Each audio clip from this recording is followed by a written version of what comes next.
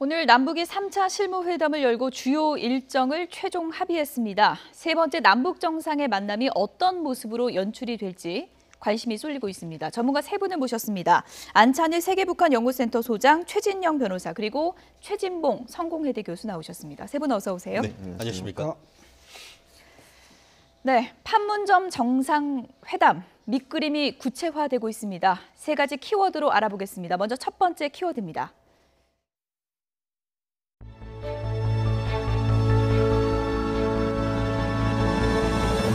2018년 남북 정상회담 3차 실무회담 결과를 브리핑하겠습니다. 4월 27일 오전에 양 정상의 역사적인 첫 만남을 시작으로 공식 환영식, 정상회담, 환영 만찬을 진행하는 등 남북 정상회담 주요 일정을 합의했습니다.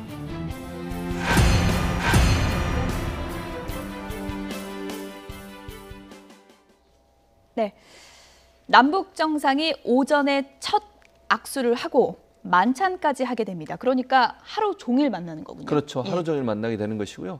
의장대 사회도 할 것으로 예상이 돼 있어요. 그래서 아마 밖에서 의장대 사회를 하고 그리고 들어가서 또 하나 이제 눈에 띄는 것은 오늘 발표가 나왔습니다만 우리 기자단과 세계 여러 나라에서 온 기자단이 북측의 팡문각까지 가서 취재를 허용하게 됐어요. 그러니까 우리 취재단이 팡문각까지 간다고 하는 것은 군사 분계선을 넘어서 가는 거 아니겠습니까?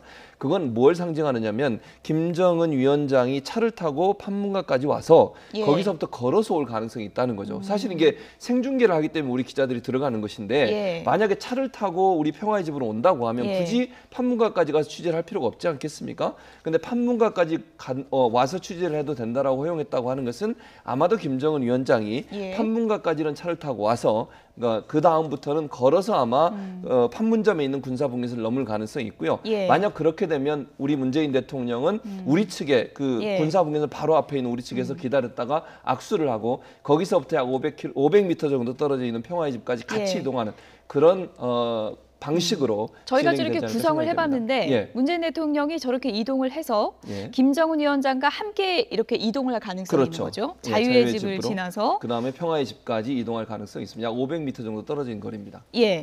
안찬일 소장님, 전 세계 이목이 이제 집중될 텐데 하이라이트라고 한다면 김정은 국무위원장이 그 남측의 땅을 밟는 그 첫 순간이 아닐까 그런 생각이 드는데 어떻게 보십니까? 그렇죠. 이제 6.25 전쟁, 그러니까 분단사에서 지금 최고 지도자가 남한 땅을 밟는 건 두 번째입니다. 김일성이 이제 6.25 전쟁 때, 그러니까 한 7월 초쯤에 북한군이 이제 6.25 때 이제 6월 28일 날 서울을 점령하지 않았습니까? 그때 이제 7월 초에 김일성이 잠깐 서울에 들렸던 걸로 자료에 나오고 있는데 우리가 종전 이후에 저렇게 북한의 지도자가 남북 정상회담을 위해서 우리 대한민국 땅을 밟는 것은 처음이 있기 때문에 정말 역사적인 사건이다. 그야말로 세계가 지켜보는 하나의 그 평화의 대드라마가 아닌가 이렇게 지금 생각이 듭니다. 걸어서 남측 땅으로 오는 거죠. 그렇죠. 그렇죠. 1차, 2차 정상회담과는 상당히 다른 게 1차, 2차 때는 2박 3일로 긴 여정이었잖아요. 이번에는 당일 측의 회담이기 때문에 상당히 좀 속도감 있게 진행될 것으로 보이는데요. 그렇습니다. 거의 뭐 실무회담급이 되지 않을까 생각을 많이들 예측하지 않습니까? 2박 3일이라 한다고 하면은 의존도 생각을 해야 되고 여러 가지 고민도 해야 되지만 위치가 뭐 판문점이라면 특별한 위치다 보니까 여러 가지 의전이나 이런 것들은 과감하게 생략하고 가장 핵심되는 이 뭐 비핵화라든가 이 남북 간에 대한 의제에 대해서 얘기할 가능성이 높아 보이는 것 같은데요. 어쨌든 간에 그 북한의 최고 지도자가 남한 측으로 넘어온다는 사실 자체가 전 세계인의 이목을 집중하는 것 같은데 실제 그러다 보니까 지금 취재에 그 요청했던 인원이 3,000명이 넘는다라고 해서 거의 뭐 그 월드컵급이 아니냐 이런 얘기가 있을 정도로 관심이 있는 것 같습니다. 실제로 지금 우리 정부에서도 차근차근 준비를 하는 것 같은데 점점 하루하루 다가갈수록 국민들 관심도 정말 높아지는 것 같습니다.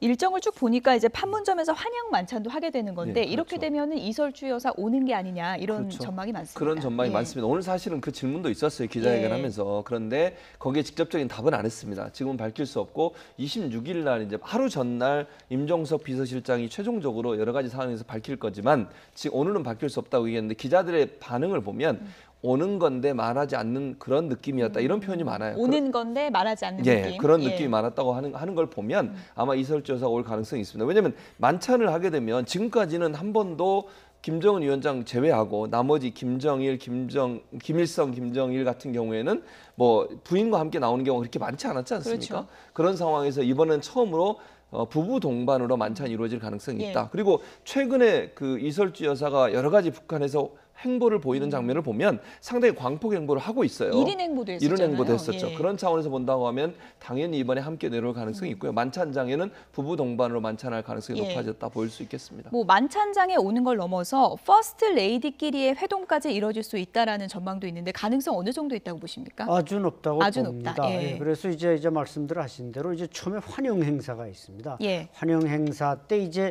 말하자면 두 정상이 부부와 함께 만나서 뭐 악수를 하고 의장대를 사열하고 뭐 이제 북한의 김정은 위원장 부부가 이제 베이징에 갔을 때 그 하듯이 예. 그야말로 이것은 정상회담, 남북 간의 제일 최고의 지도자의 회담이지만 또 정상 국가로서의 또 회담이란 말이죠. 예. 여기 이제 두 분이 남자 지도자 두 분이 만나서 이렇게 뭐 세레모니를 하는 것보다 그게 부인이 동반해서 하면 정말 남북의 평화가 이렇게 돋보이는 그런 행사이기 때문에 저는 반드시 전 행사, 환영 행사에도 두 분이 참석할 거고 만찬에는 물론 이 두 분이 다 참석을 해야 만찬의 모습이 예. 보여지지 만찬에도 영부인들이 안 빠진다면 이것은 만찬이 아니라고 저는 생각됩니다. 예. 퍼스트 레이디 회동까지 이뤄진다면 그야말로 최초가 많이 붙는 그런 남북 정상회담이 되지 않을까 하는 생각이 드는데 또 한 가지 궁금증은 정상회담이 이뤄질 때 김정은 위원장 옆에 누가 앉을지 이 부분입니다. 그래픽 보실까요? 소장님 좀 봐주시죠. 지금 뭐 김여정, 김영철이 유력하지 않느냐 이런 언론 보도도 있는데 누가 옆에 앉을 걸로 보십니까? 글쎄, 저 지금 김여정이 남북 정상회담을 위해서 북한에서는 가장 핵심적인 역할을 하지 않았습니까? 근데 이제 물론 북경 갈 때는 평양을 김여정 일부부장한테 맡기고 갔지만 지금 판문점에 나오는 것은 다 북한 국내에서 벌어지는 일입니다. 그러나 또 중요한 건 이제 MDL 군사분계선을 넘어서 대한민국 땅에 들어오기 때문에 과연 김여정, 김정은 같이 다 대한민국 땅에 두 사람이 들어올지 예. 이번엔 저 자리에 김여정 부부장은 꼭 참석하고 싶지만 뭔가 북한 내부의 통제를 위해서는 평양에 남겨놓을지 그게 약간 이제 제 의심이 갑니다만은 예. 그 외에 이 그림에 나왔던 최용해라든지 또 김영철이라든지 이성권이라든지 이런 대남 이제 핵심 라인들은 이번에 꼭 참가를 해서 예. 김정은 위원장을 보좌하는 예. 그런 모습을 보여줄 것 같습니다. 소장님, 우리 측에서 누가 배석하느냐도 또 이제 중요한 변수가 될 텐데 만약에 임종석 비서실장이 배석을 한다면 북측에서는 최룡해가 나올 것이다라고 보는 분들이 많더라고요. 그렇죠. 예. 예, 맞습니다. 우리가 이제 임종석 비서실장, 뭐 지금 안보실장, 국정원장, 통일부 장관 우리 다 정해지지 않았습니까? 예. 정해졌지만 북한에서 또 뭐 최용해가 안 나오고 인원이 적게 나오면 우리도 한두 사람은 뺀다는 원칙으로 알고 있습니다. 예. 그렇기 때문에 뭐 우리 인원은 뭐 안전하게 다 가겠지만 북한 쪽에서는 우리 인원을 보아서 하겠지만 과거에 뭐 김양곤이나 이렇게 통전부장 한두 사람을 배속하는 것보다는 예. 그래도 모양새를 갖추기 위해서 한 3-4명 정도 좌우측에 앉히는 그런 좌석 배치를 할 것 예. 같습니다. 문재인 대통령이 얼마 전에 이번 남북 정상회담이 북미 정상회담 성공의 길잡이가 돼야 된다 이렇게 얘기를 했는데요. 북미 정상회담 분위기는 어떻게 읽어봐야 될까요? 두 번째 키워드 함께 보시죠.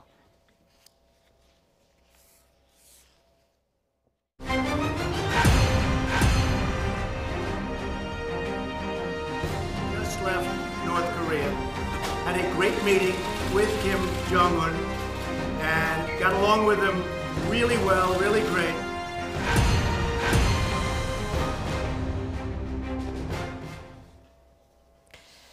네, 김정은 위원장이 내 배짱과 맞는 사람 내가 처음 봤다. 그 사람이 바로 강경파로 알려진 폼페이오 국장입니다. 이거 어떻게 해석을 해야 될까요? 그렇습니다. 이 부분에 예. 대해서는 여러 가지 해석이 있는데 예.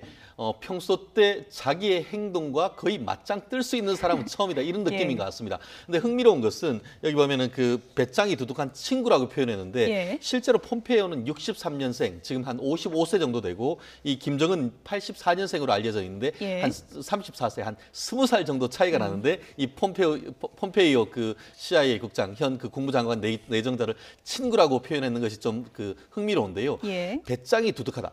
왜 이와 같은 언급이 나왔을까에 대해서는 여러 가지 그 견해가 있습니다만 예. 와서 그 고분고분한 모습을 보인 것은 아니다라는 것을 미리 충분히 짐작할 수 있을 것 같은데요. 예.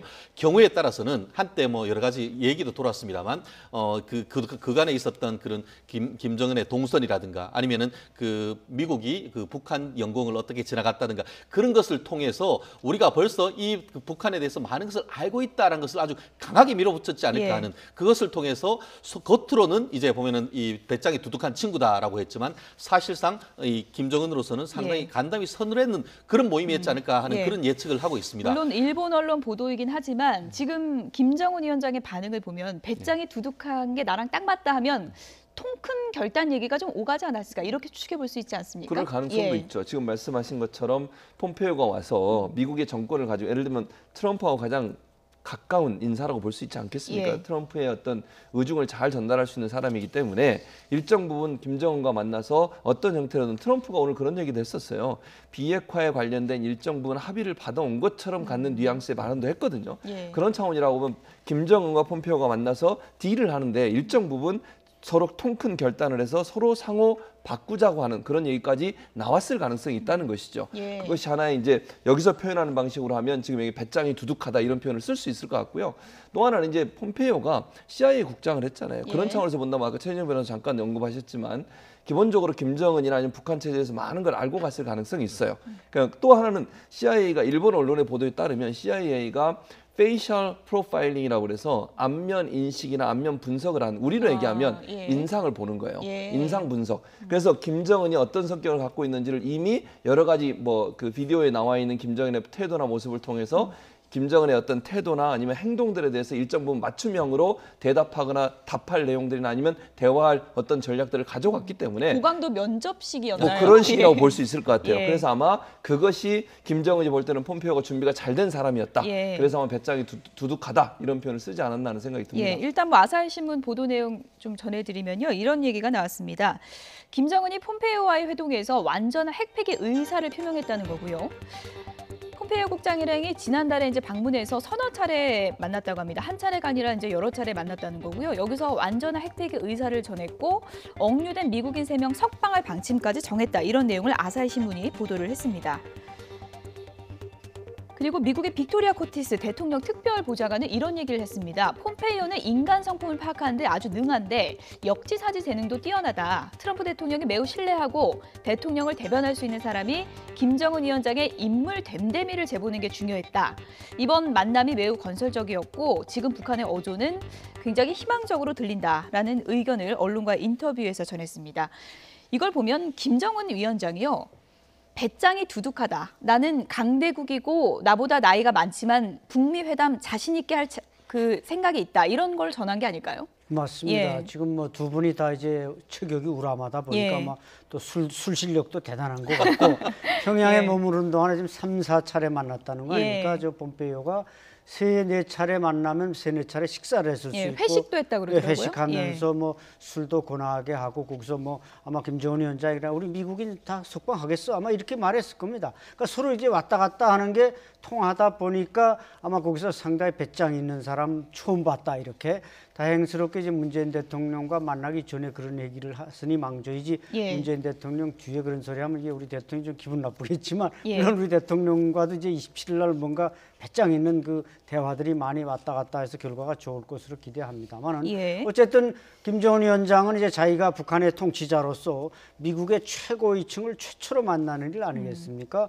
거기서 나름대로 뭔가 화끈하게 주고받았다는 것은 우리가 북미 회담의 전망을 밝게 해주는 징조라고 평가할 수 있습니다. 예.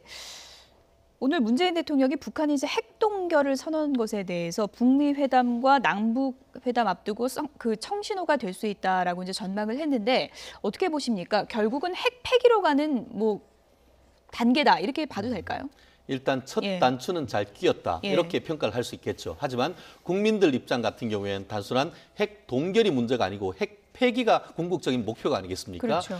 다만 이제 문재인 대통령 같은 경우에는 한 번에 포괄적인 합의에 의해 단계적으로 그와 같은 것을 실천해 나간다라는 그런 나름대로 전략을 하고 있습니다만 국민들 특히 미국 같은 경우에는 말은 그렇게 이야기합니다만 한마디로 CVID라고 해서 일거에 단기간에 이 리비아식으로 해서 그 핵을 폐기한다는 그런 목적이 있기 때문에 예. 결국 오늘의 어떤 언어로서의 어떤 수사적 의미는 있습니다만 그것을 얼마나 단기간 내에 확실하게 확언을 받느냐, 그것이 바로 이번에 다가오는 이번 주말에 있는 남북 정상회담에서 문재인 대통령께서 이뤄내야 될 부분이 아닌가 싶습니다. 결국은 핵 폐기로 가는 게 이제 관건이라고 할 수 있는데, 소장님, 이번에 김정은 위원장이 핵 동결을 이제 선언하고 나서 미국에서는 외교가에서 사실상의 이거는 핵 보유국 선언이다, 노후된 핵실험장 폐기는 의미 없다, 이런 부정적인 분석도 나왔는데요. 어느 쪽으로 봐야 될까요? 좀 긍정적으로 봐야 될까요? 아니면 아직은 좀 신중하게 봐야 될까요? 네, 미국에서도 이제 여러 학자나 전문가들이 예. 예를 들어서 이제 뭐 크리스토퍼 힐이나 또 빅터 차나 이런 좀 보수적인 시각을 가진 분들은 뭐 이것이 핵 선언이지 무슨 핵 폐기냐 이렇게 이제 좀 부정적으로 보는 견해도 있습니다. 예. 그러나 분명하게 제가 생각하는 주관적인 생각을 말씀드리면 일단 핵 폐기에 그 말하자면 핵 비핵화에 높은 등산을 하기 위해서 김정은이 이번에 등산화를 신고 대문 앞에 나섰다. 저는 예. 그렇게 평가하고 예. 싶습니다. 이제 등산화를 신고 다 장비를 갖추고 나섰으니까 등산화 신기까지도 쉽진 않았던 거잖아요. 얼마나 힘들었겠습니까? 그렇죠. 예. 이제는 걸어가서 산에 올라가서 정상에서 회담을 하고 산에 내려오면 이 핵폐기가 되는 건데 그 예. 과정이 물론 단순하진 않겠죠. 그렇죠. 그런 면에서 저는 긍정적으로 보고 싶습니다. 소장님 비유를 이제 인용하자면, 그럼 이제 등산화 신었으니까 우리 남북 정상회담에서는 반드시 이제 올라간다, 이런 얘기까지는 약속을 받아내야 될 건데, 그렇죠. 지금 종전선언, 핵 예. 동결 여기까지 이미 정상회담 전에 나와서 예. 우리 계획도 좀 이게 쉽지만은 않을 것 같은데 어떻게 그러니까 보십니까? 지금 현재로는 예. 이게 종전선언 같은 경우는 아직 이제 공식화되지는 예. 않았잖아요. 그게 아마 최종 목표일 것 같아요. 제가 예. 볼 때는 남북 정상회담에서 아마 그 정도 선언까지 나올 것 같고요. 종전선언은 결국 거의 뭐 평화협정으로 가는 마지막 단계 아니겠습니까? 종전선언이 이루어지고 나면 아마도 미국과 북한 간의 대화에서는 북한의 체제를 보장하겠다고 하는 그런 선언이 나올 가능성이 있다고 봅니다. 저는. 그러니까 김정은 입장에서는 지금 현재 북한의 체제를 보장해 달라고 하는 게 가장 강력하게 요구하는 요구고요. 그것 때문에 핵을 개발하고 있다고 계속 주장하고 있지 않습니까? 예. 핵을 폐기하는 조건은 결국 우리 체제를 우리가 마음대로 살 수 있도록 내버려 두어달라라고 하는 것이 김정은의 요구이기 때문에 예. 저는 그러니까 종전선언 자체가 그런 하나의 이벤트라고 봐요. 저는 종전선언하면 각각의 나라로서 인정을 해주는 거 아니겠습니까? 그러니까 전쟁은 끝났고 우리는 우리대로, 북한은 북한대로 각각의 나라라고 인정을 해주는 것이고, 미국 이걸 보증해주는 관계로 가게 되면 결국 북한은 비핵화라고 하는 답변을 해야 되는 상황이 되는 것이죠. 그래서 비핵화라고 하는 것은 단계가 뭐 5단계 내지는 7단계라고 지금 전문가마다 약간의 차이가 있긴 합니다만 예. 그 단계로 가는 데는 2년이라는 시간이 소요된다고 하는 것이 예. 전문가들의 지금 대체적인 견해입니다. 그러면 일단 종전선언하고 비핵화로 갈 수 있는 첫 단계를 잘 처리하고 나면 이제 하나하나 점검해가면서 비핵화 제대로 되는지를 검증해야 되는 과정이 남아있다고 볼 수 있겠습니다. 예. 뭐 청신호가 잇따르다 보니까 남북 공동선언에 이번엔 어떤 내용이 담길지 기대감이 상당히 높아지고 있는데요. 기다려 보도록 하겠습니다. 이번에 북한 내부로 좀 들어가 보도록 하겠습니다. 세 번째 키워드 보시죠.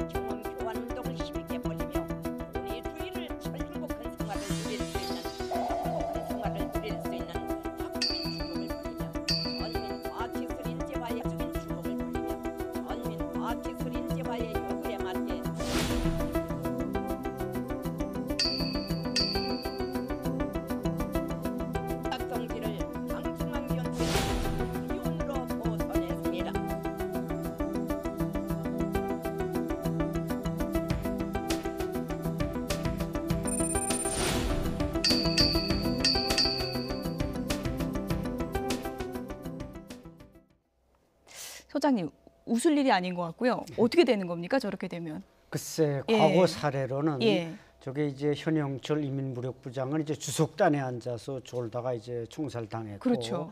또 뭐 김영진 부총리는 그 단상 아래서 이제 안경을 닦다가 총살당했고, 심지어 장성택 같은 경우도 그 제목에, 북한이 만든 제목에 보면은 뭐 건성건성 박수 쳤다. 근데 지금 저 이명수 총참모장은 지금 뭐 그 사람들 못지않은 지금 행동을 한참 하고 있습니다. 예. 그런데 아마 제가 볼 땐 저분이 이제 연세가 85세입니다. 예. 그러다 보니까 뭐 잠도 잘 못 주무셨는지 모르겠지만 전날 저녁에 좀 노화 현상일 수도 있다. 네. 이렇게 봐서 또 그 뒤에서 지금 조현준 지금 검열위원장이 딱 쳐다보고 있는데 검열위원장은 뭐 하는 사람인가요? 검열위원장이면 우리나라로 치면 이제 감사원장급입니다. 감사원장급이요. 예, 그러나 저 사람은 장성택도 잡고 현영철도 잡은 사람이지만 그때는 노동당 조직지도부 제1부부장으로서 지금보다 직책은 낮지만 더 훨씬 권력이 세던 자리에 있을 때 잡았기 때문에 지금 검열위원장으로서 잡기는 쉽지 않을 겁니다. 아, 그렇습니까? 예, 저 사람 저 이명수 위치도 있고 저 이명수 총참모장을 잡으려면 김정은, 김여정의 어떤 재가가 있어야 되기 때문에 어떻게 될지는 모르겠지만 참 어떻게 보면 좀 안 됐다는 그런 생각이 많이 듭니다. 고령인 점이나 그런 지금까지 뭐 공로나 이런 게 좀 가만히 될까요? 그렇죠. 아무래도 좀 정상 국가라는 뭐 지금 정상 국가로 가겠다는데 뭐 또 그 과거처럼 피비린내를 풍길 수도 없고 또 이게 이명수라는 분은 이제 총참모장인데 그 군령권을 행사하는 실질적인 이제 우리 합참의장처럼 군의 군령권을 행사하는 사람입니다. 그래서 저 사람이 어떻게 보면 구태타도 할 수 있는 사람이기 때문에 좀 고령을 이렇게 갖다 놓은 거고 나머지 이제 총정치국장 바로 지금 옆에 박용식 인민무력상에 앉아 있습니다만은 절대 그 옆에 깨우거나 그러질 않지 않습니까? 그렇죠. 그게 이제 딱 흐트러지면 이게 회의 들어가기 전에 자세를 흐트러뜨리면 안 됩니다. 전체적인 회의장을 찍은 걸 보면 뒤에서 찍은 것마다 다 열이 딱딱 맞기 때문에 그걸 뭐 깨우려고 그랬으면 이게 열이 벌써 흐트러지는 겁니다. 그렇군요. 예, 그리고 이제 북한에 그래도 좀 깨워줘야 되는 거 아닌가요? 깨워줘야 되는 게 그 도리인데 북한 군에서는 제가 좀 그건 압니다만 좀 높은 사람이 한 사람이 없어져야 자기가 올라가고 그러니까 뭐 이건 여담입니다만 옆에 차수가 없어지면 제가 차수가 될 수도 있고 뭐 잠깐 그런 면에서 우리가 정말 북한 사회에서 흔히 볼 수 없는 좀 희귀한 영상을 지금 보고 있습니다. 과거에 처형 사례가 있기 때문에 많은 분들이 또 걱정을 하기도 하는데 바람직한 마무리를 좀 해주시죠. 처형하면 안 되는 거죠. 처형하면 안 되죠. 저것 때문에 처형한다고 하니 그래서 문제인 거 아니에요. 지금 북한 사회가. 아니 졸 수도 있는 거 아닙니까? 물론 졸아서는 안 되겠죠. 중요한 회의에서 졸면 안 되지만 뭐 피곤하면 졸 수도 있는데 졸았다고 죽이면 그게 국가입니까? 제가 볼 때는 그건 그냥 김정은 위원장이 이제부터는 태도를 바꿔야 돼요. 저렇게 해서 사람 자꾸 총살하고 이런 물론 본인의 권위를 세우고 본인의 어떤 권력을 유지하는 데는 도움이 되겠지만 국제사회가 볼 때는 얼마나 우습겠습니까? 그래서 혼내고 야단좀 치고 그러고 말아야지 총살까지 시키는 것은 정말 잘못된 행동이다 이런 생각이 듭니다. 이후에 북한의 처리도 또 이제 뉴스가 되지 않을까 싶은데 어떤 결론이 내려질지는 저희가 좀 지켜보겠습니다. 안찬일 소장님은 여기서 인사드리겠습니다. 고맙습니다. 네, 다른 얘기로 넘어가 보도록 하겠습니다. 엄마는 더했습니다. 주제어 보시죠.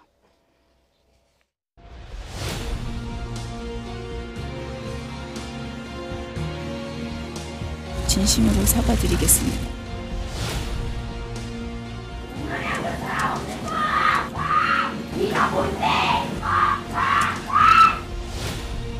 욕설은 당연하고 얼굴에 침을 뱉는다거나 이 이사장은 직원들에게 악명이 높다고 전했습니다.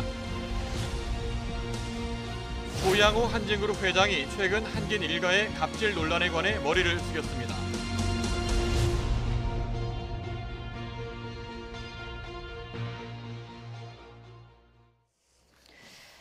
네, 엄마는 더했다.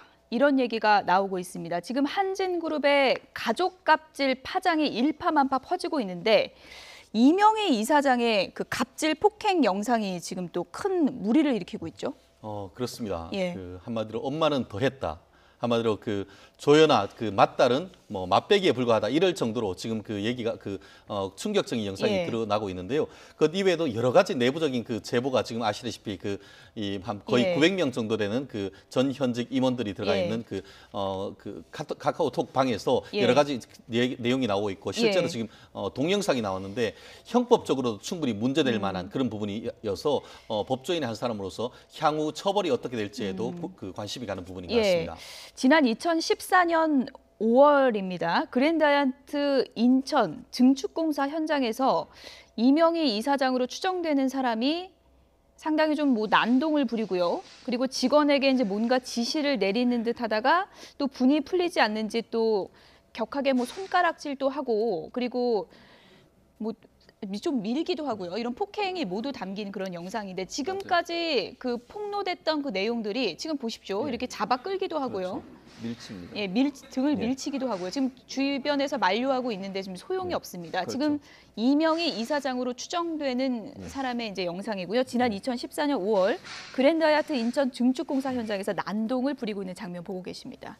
저 장면 같은 경우에 입수가 된 다음에 저 현장에 있었던 사람들이 증언을 했어요. 예. 저 사람 이명희 이사장이 맞다라고. 그래서 경찰이 지금 사실관계 확인하고 있고요. 만약 저게 맞다고 하면 예. 저거는 폭행, 그러니까 예를 들면 여자 직원한테 특히 하는 모습을 보면요. 그렇죠. 아주 과격하고 그다음에 밀치는 장면도 나오고 저걸 말리는 남자 직원에게 마치 때릴 듯한 폭행 예. 모습까지 나와요. 때리진 않았지만. 예. 그리고 들고 있던 서류를 뺏어가지고 내동댕이 치는 내팽개치죠. 예. 그런 모습을 통해서 처벌이 가능할 것으로 경찰은 보고 있는 상황입니다. 지금. 예, 물론 뭐 화를 낼 수는 있겠지만 이것은 그냥 단순히 화를 내는 게 아니라 직원을 밀치고 고함을 지르고 이런 장면 아니겠습니까? 그렇습니다. 아까 이것이 2014년이라고 했는데 제가 찾아봤더니만 2014년에 대학생들이 가장 가고 싶은 그 기업이 바로 대한항공이었던 1위로 됐던 그 시절인 것 같은데요. 예. 저런 모습이 있었다는 것이 굉장히 아이러니하고 말씀하신 것처럼 열심히 일을 하는데 아무런 관련이 없는 어떻게 보면 직책이 없지 않습니까? 가서 했다고 하면은 경우에 따라서는 단순한 그 사람에 대한 폭행이 될 수가 있겠고 더불어서 업무 방해가 될 가능성도 있습니다. 그리고 지금 2014년이라고 한다고 하면은 지금까지 이제 4년 정도밖에 되지 않았기 때문에 경우에 따라서는 업무 방해 같은 경우에는 여전히 공소시효가 남아 있어서 처벌될 가능성이 있지 않을까 싶습니다. 예, 경찰이 내사에 착수한다고 하던데요. 그렇다면 지금까지 폭로됐던 여러 가지 갑질 그 폭로들에 대해서 이제 조사를 하게 되는데 구체적으로 어떤 걸 들여다보는 건가요? 그렇습니다. 지금 이미 여러 가지 얘기가 되고 있습니다만 이른바 밀수의 제왕이다 이런 얘기할 정도로 해외에서 나가서 명품 쇼핑을 한 다음에 그것을 이 대한항공에 있는 팀을 통해서 몰래 들어왔던 그와 관련해서 이미 그 자택을 압수수색을 했는데 예. 아마 이명희 그 재단 이사장에 대해서도 문제가 되는 것 같고 더불어서 지금 추가적으로 오늘 지금 그 YTN에서 공개되는 이 영상 같은 경우에도 업무방해 내지는 폭행죄가 될 수가 있어 보입니다. 업무방해죄, 폭행죄요. 그렇습니다. 그렇기 예. 때문에 아마 오늘 이것을 공개된 이 시점에는 아마 이명희 이사장 같은 경우에도 변호인을 선임해야 되는 것이 아닌가 생각합니다. 예, 조양호 회장이 사과는 했는데 네. 지금 이런 영상 나오고요. 그리고 지금 가족 중에 한둘이 아니지 않습니까? 땅콩 회영의 뭐 물벼락 그 갑질 사태에다가 이명희 이사장은 지금 일파만파 퍼지고 있는 상황이기 때문에 그런 사과가 무슨 소용이냐 이런 비판이 많은 것 같습니다. 그렇죠. 사과의 예. 진정성이 없다고 지금 예. 얘기를 하고 있는 거죠.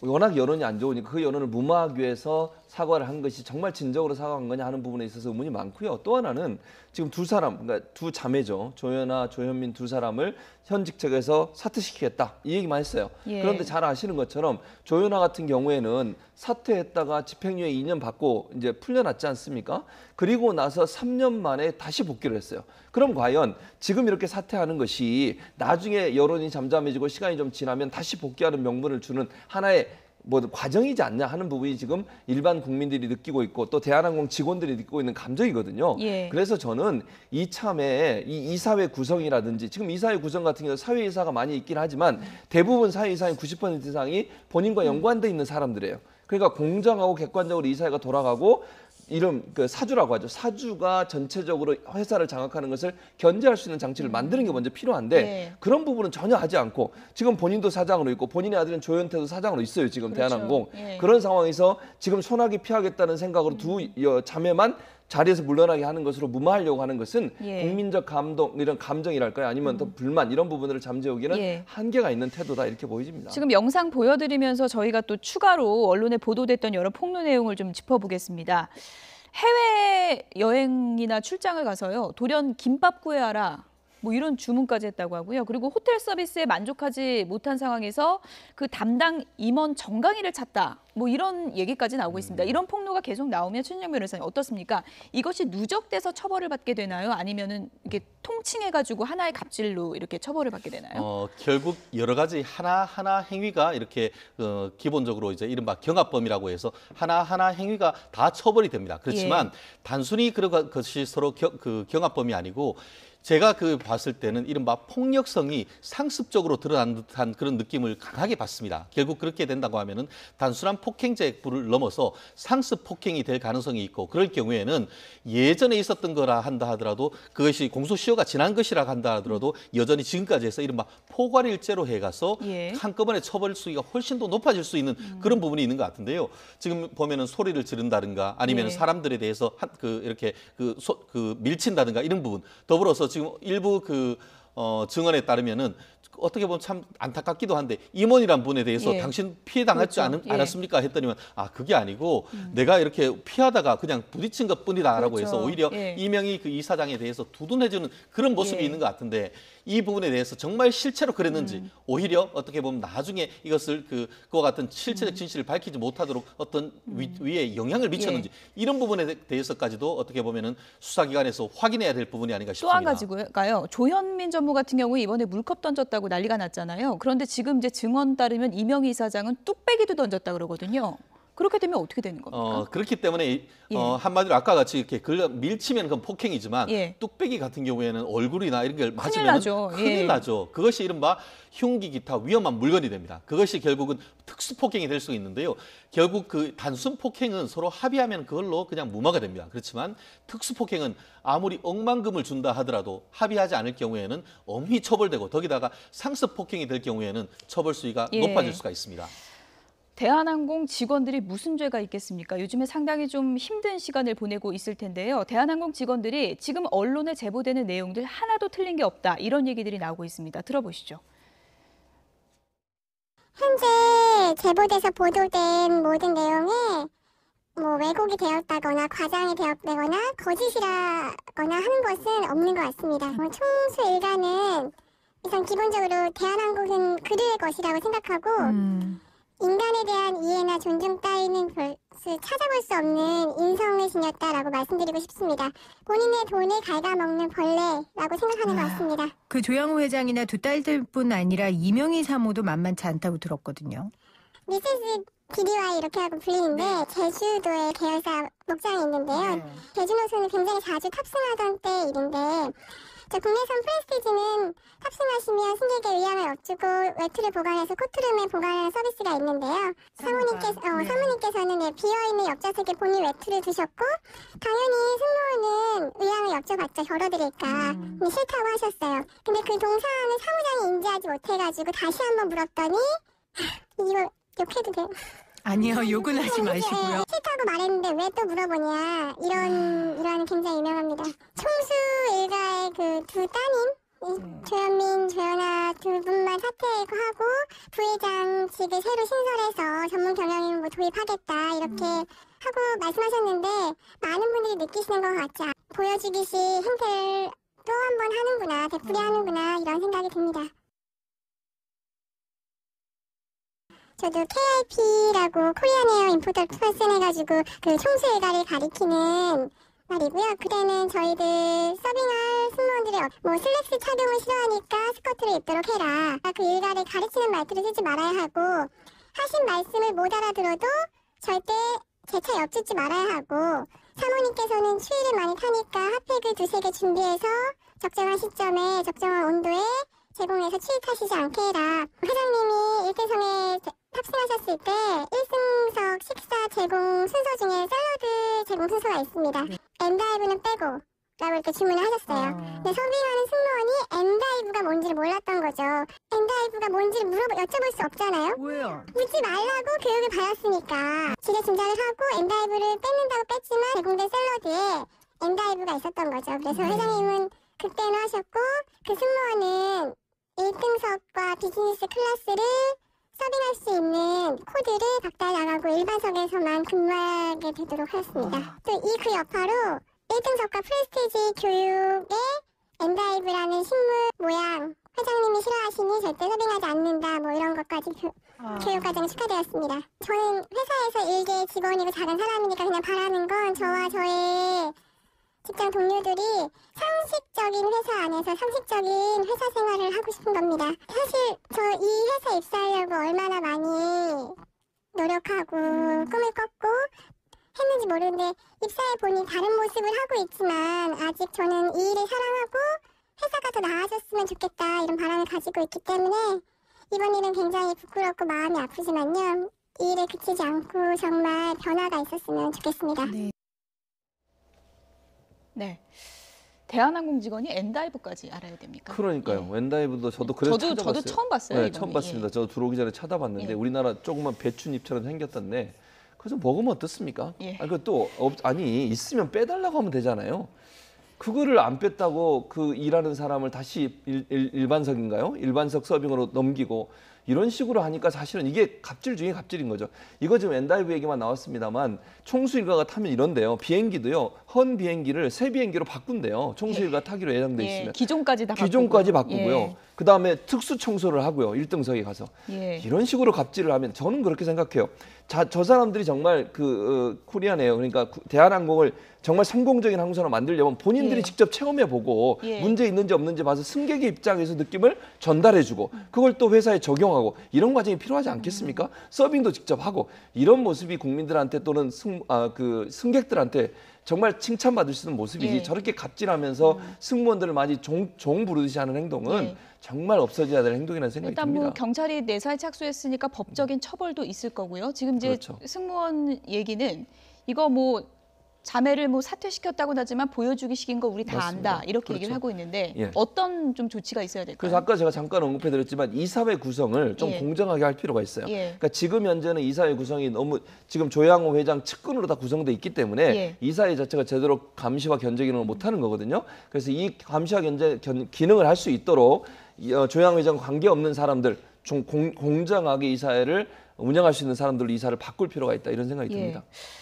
노력해서 입사한 대한항공 직원들이 자부심을 갖고 일할 수 있는 회사가 좀 됐으면 좋겠습니다. 끝으로 한예슬 씨 얘기를 좀 간략하게 해보도록 하겠습니다. 최진영 변호사님. 네. 한예슬 씨가 본인의 SNS에 의료 사고가 났다라고 호소하면서 올린 사진이 상당히 좀 논란이 됐어요. 상당히 좀 심하던데요. 예. 충격적이다. 충격적이었습니다. 예. 제가 들어오기 전에 한예슬 예. 씨의 그 SNS를 봤는데 예. 그 팔로워가 100만 명까지 되는데 최근에 올라온 2개 사진 중에 처음에 올라온 사진이 이 수술 직후에 올린 사진인 것 같은데요. 이 절개에 있는 사진이 있고 그 위에 동그랗게 뭔가 이렇게 예. 옷이 떨어진 것을 기운 것처럼 이렇게 돼 있는 사진이 있었는데 그때까지만 해도 별로 이게 뭔가 했는데 그 다음 올린 사진이 정말 충격적이었는데요. 결국 이렇게 피부에서 구멍이 났는 부분이 괴사가 돼서 이렇게 정말 말로 표현하기 어려울 그런 상황이 됐고 예. 그것에 대해서도 본인도 너무 괴롭다는 취지의 글을 올려서 많은 팬들이 안타까움을 토로했던 것 같은데 예. 이 부분에 있어서 지금 수술을 했던 유명 병원이죠. 거기에서도 스스로 본인들이 이제 의료 과실에 대해서 사실상 인정했는 그런 상황인 것 같습니다. 예. 전문가를 한번 연결해서요. 지방종 제거 수술을 한예슬 씨가 받았다고 하는데 이게 뭐 어떤 건지 좀 알아보도록 하겠습니다. 이미석 피부과 전문의가 전화로 연결돼 있습니다. 안녕하십니까? 네, 안녕하세요. 예. 지금 한예슬 씨가 지방종 수술을 받다가 의료 사고가 났다고 이제 주장을 하고 있는데 이 지방종 수술이라는 게 어떤 건가요? 지방종은 지방이 뭉쳐 있는 거예요. 예. 그러니까 악성은 아니고 양성 종양이죠. 예. 보통 악성 이제 단단한 건데 양성 종양이 이렇게 누르면 약간 말랑말랑하고 좀 튀어나와 있는 그런 거죠. 보통 이제 뭐 등에도 생기고 옆구리에도 생기고 배에도 생기고 여러 군데 생길 수 있는 거죠. 예. 그런데 이 지방종을 제거하는 수술이 어떤 건가요? 난이도가 있는 수술인 건가요? 일단 사이즈가 작으면 그렇게 난이도가 높지는 않은데 예. 사이즈가 큰 경우에는 조금 난이도가 있죠. 예. 아무래도 좀 째고 흉터가 남으니까 연예인이고 하니까 흉을 안 남기려 하려다가 아마 예. 그렇게 생긴 것 같아요. 한예슬 씨 같은 경우에는 담당 의사가 좀 5에서 8cm 이렇게 작진 않고 좀 큰 부분이라서 성형외과 가서 하는 게 어떻겠느냐 이런 얘기도 했다고 하는데 네. 한예슬 씨 이렇게 사진으로만 보신 거여서 정확히는 좀 판단하시기가 어려운 부분도 있겠지만 이런 경우에는 어쩌다 의료사고가 발생했다고 볼 수 있을까요? 아마 VIP 신드롬이 생긴 것 같아요. 예. 그러니까 조금 흉을 안 남기려고 하다가 예. 아마 생기신 것 같아요. 예, 좀 구체적으로 설명을 해주시겠습니까? 그러니까 이제 흉을 안 남기고 칼로 제거를 안 하고 예. 이렇게 소작 그러니까 전기로 하거나 예. 또 그 부분에 이렇게 열을 가해서 그 부분만 도려내는 게 있어요. 예. 근데 이제 그런 시술을 하려다가 열이 아마 피부 쪽으로 가서 피부에 약간 괴사가 일어난 것 같아요. 그런 시술을 하면은 보통은 다른 방법보다는 흉터가 덜 남는 시술인가요? 그렇죠. 아무래도 예. 구멍을 조금만 뚫고 예. 관을 집어넣어서 그 지방을 그 절개해서 빼내는 거거든요. 예. 근데 보통은 이제 저렇게 그 흉이 많이 안 남고 그 표시가 많이 안 나니까 이제 사회생활하거나 또 표시가 나지 않도록 하는 사람들한테 많이 이용하는 그 시술 중에 하나죠. 예. 어쨌든 한예슬 씨가 지금 상당히 큰 피해를 입었고 여성 연예인이라 상당히 좀 이게 더 정신적인 피해도 큰 상황인데 지금 이제 사진으로 보시기에 어느 정도 좀 치료를 하면은 저 상처를 지울 수 있는 겁니까? 예, 일단 조금 그 상처가 크기는 한데 예. 일단 그 부분이 이제 아물고 나면 그 부분을 절개해서 떼어내고 그다음 다시 이제 봉합은 해야 될 것 같아요. 봉합하고 예. 나서 그 라인이 남으면 예. 그 라인을 먼저 레이저를 하거나 해서 흉이 더 이상 안 남도록 해야 되겠죠. 예. 그래서 아마 그 금방 좋아지진 않을 것 같고요. 예. 좀 꾸준히 좀 장기적으로 치료해야 그나마 그 흉터가 조금 적게 남을 것 같아요. 예. 끝으로 간략하게요. 지금 뭐 지방종 제거 수술 받으시려는 분들 이거 어떻게 해야 되나 고민도 되실 텐데 어느 네. 병원에서 어떻게 상담을 받고 수술을 해야 되는 건가요? 일단 이제 전문의한테 가셔서 받으시면 되고요. 예. 사실은 저런 경우는 뭐 그렇게 흔하지 않은 거거든요.